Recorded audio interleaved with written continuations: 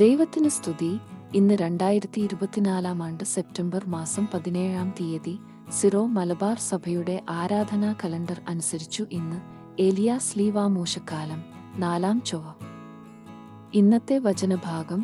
1-ാം വായന വിശുദ്ധ പൗലോസ് ശ്ലീഹ കൊളോസോസുകാർക്കു എഴുതിയ ലേഖനം, അധ്യായം 2, വാക്യങ്ങൾ 6 മുതൽ 15 വരെ. പാപങ്ങളുടെ പ്രമാണപത്രത്തെ അവൻ കുരിശിൽ തറച്ചു. കർത്താവായ യേശുക്രിസ്തുവിനെ നിങ്ങൾ സ്വീകരിച്ചിരിക്കുന്നതിനാൽ അവനിൽ ജീവിക്കുവിൻ. അവനിൽ വേരുറപ്പിക്കപ്പെട്ടും പണിതുയർത്തപ്പെട്ടും നിങ്ങൾ സ്വീകരിച്ച വിശ്വാസത്തിൽ ദൃഢത പ്രാപിച്ചും കൊണ്ട് അനർഗളമായ കൃതജ്ഞതാ പ്രകാശനത്തിൽ മുഴുകുവിൻ. ക്രിസ്തുവിനു യോജിക്കാത്തതും പ്രപഞ്ചത്തിന്റെ മൂലഭൂതങ്ങൾക്കും മാനുഷിക പാരമ്പര്യത്തിനും മാത്രം ചേർന്നതുമായ വ്യർത്ഥ പ്രലോഭനത്തിനും തത്വചിന്തയ്ക്കും ആരും നിങ്ങളെ ഇരയാക്കാതിരിക്കാൻ ശ്രദ്ധിക്കണം. ദൈവത്വത്തിന്റെ പൂർണ്ണത മുഴുവൻ അവനിൽ മൂർത്തീഭവിച്ചിരിക്കുന്നു. എല്ലാ ആധിപത്യങ്ങളുടെയും അധികാരങ്ങളുടെയും ശിരസ്സായ അവനിലാണ് നിങ്ങളും പൂർണ്ണത പ്രാപിച്ചിരിക്കുന്നത്.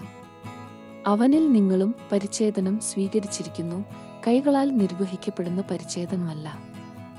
ശരീരത്തിന്റെ അധമവാസനകളെ നിർമ്മാർജ്ജനം ചെയ്യുന്ന ക്രിസ്തുവിന്റെ പരിച്ഛേദനം. ജ്ഞാനസ്നാനം വഴി നിങ്ങൾ അവനോടൊപ്പം സംസ്കരിക്കപ്പെട്ടു. മരിച്ചവരിൽ നിന്ന് അവനെ ഉയിർപ്പിച്ച ദൈവത്തിന്റെ പ്രവർത്തനത്തിലുള്ള വിശ്വാസം നിമിത്തം നിങ്ങൾ അവനോടുകൂടെ ഉയിർപ്പിക്കപ്പെടുകയും ചെയ്തിരിക്കുന്നു. നിങ്ങൾ പാപങ്ങൾ നിമിത്തം മൃതരും ദുർവാസനകളുടെ പരിച്ഛേദനം നിർവഹിക്കാത്തവരുമായിരുന്നു. ദൈവം നിങ്ങളെ അവനോടുകൂടെ ജീവിപ്പിക്കുകയും നമ്മുടെ എല്ലാ പാപങ്ങളും ക്ഷമിക്കുകയും ചെയ്തു. നമുക്ക് ദോഷകരമായി നിന്ന ലിഖിത നിയമങ്ങളെ അവൻ മായ്ച്ചുകളയുകയും അവയെ കുരിശിൽ തറച്ചു നിഷ്കാസനം ചെയ്യുകയും ചെയ്തു. ആധിപത്യങ്ങളെയും അധികാരങ്ങളെയും അവൻ നിരായുധമാക്കി. അവൻ കുരിശിൽ അവയുടെ മേൽ വിജയം ആഘോഷിച്ചുകൊണ്ട് അവയെ പരസ്യമായി അവഹേളനപാത്രങ്ങളാക്കി. വിശുദ്ധ യോഹന്നാൻ അറിയിച്ച നമ്മുടെ കർത്താവീശോ മിശിഹായുടെ പരിശുദ്ധ സുവിശേഷം, അധ്യായം 3, വാക്യങ്ങൾ 13 മുതൽ 21 വരെ. ഈശോ ഉയർത്തപ്പെടേണ്ടിയിരിക്കുന്നു. സ്വർഗത്തിൽ നിന്നിറങ്ങി വന്ന മനുഷ്യപുത്രനല്ലാതെ മറ്റാരും ഇതുവരെ സ്വർഗത്തിൽ കയറിയിട്ടില്ല. മോശ മരുഭൂമിയിൽ സർപ്പത്തെ ഉയർത്തിയതുപോലെ തന്നിൽ വിശ്വസിക്കുന്നവന് നിത്യജീവൻ ഉണ്ടാകേണ്ടതിന് മനുഷ്യപുത്രനും ഉയർത്തപ്പെടേണ്ടിയിരിക്കുന്നു. എന്തെന്നാൽ അവനിൽ വിശ്വസിക്കുന്ന ഏവനും നശിച്ചു പോകാതെ നിത്യജീവൻ പ്രാപിക്കുന്നതിനു വേണ്ടി തന്റെ ഏകജാതനെ നൽകാൻ തക്കവിധം ദൈവം ലോകത്തെ അത്രമാത്രം സ്നേഹിച്ചു. ദൈവം തന്റെ പുത്രനെ ലോകത്തിലേക്കയച്ചത് ലോകത്തെ ശിക്ഷയ്ക്കു വിധിക്കാനല്ല, പ്രത്യുത അവനു വഴി ലോകം രക്ഷ പ്രാപിക്കാനാണ്.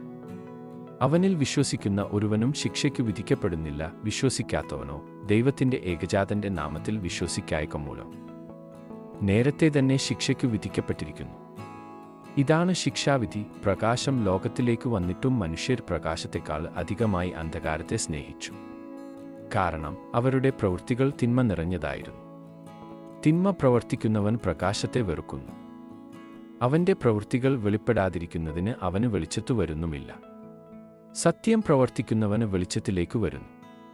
അങ്ങനെ അവന്റെ പ്രവൃത്തികൾ ദൈവൈക്യത്തിൽ ചെയ്യുന്നവയെന്നു വെളിപ്പെടുന്നു. ദൈവവചനമാണ് നമ്മൾ ശ്രവിച്ചത്. നമ്മുടെ കർത്താവായ മിശിഹായ്ക്ക് സ്തുതി.